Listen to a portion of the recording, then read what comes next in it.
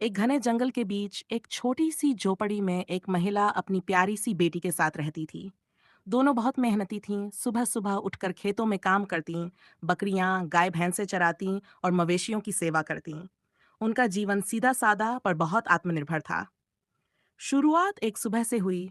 एक दिन सुबह जब माँ बेटी घर से बाहर निकलीं, तो उन्होंने झोपड़ी के दरवाजे के पास कुछ अजीब देखा। पास जाकर देखा तो वहां एक शेर का बच्चा घायल पड़ा हुआ था। बेटी डर गई, पर माँ ने उसे शांत किया। उन्होंने देखा कि बच्चे की एक टांग से खून बह रहा था। शायद वह जंगल की झाड़ियों में फंस गया था या कहीं गिर पड़ा था। लेकिन उसके मासूम चेहरे पर कोई हिंसा नहीं थी, बस दर्द था। माँ ने तुरंत उसे घर के अंदर लाकर मरहम पट्टी की। बेटी ने उसे दूध पिलाया और प्यार से सहलाया। धीरे धीरे वह बच्चा ठीक होने लगा। अब रोज आता था शेर का बच्चा। जब वह ठीक हो गया, तो जंगल में लौटने के बजाय रोज माँ बेटी के घर आ जाता। कभी उनके जानवरों के साथ खेलता, कभी बकरी के बच्चों को निहारता। माँ बेटी को भी उससे लगाव हो गया।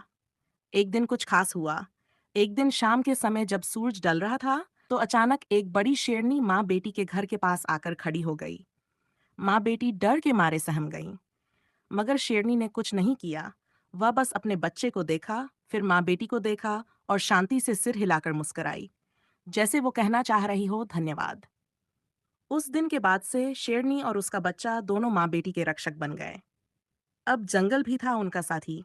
अब जब कभी जंगल से कोई खतरा आता, जैसे जंगली सुअर खेत बर्बाद करने आते या कोई तेंदुआ बकरियां उठाने आता, तो शेरनी और उसका बच्चा दौड़कर मदद करते। बारिश में अगर कोई गाय या बकरी खो जाती, तो शेर का बच्चा उसे ढूंढ लाता। धीरे धीरे माँ बेटी का जीवन बहुत आसान और सुरक्षित हो गया।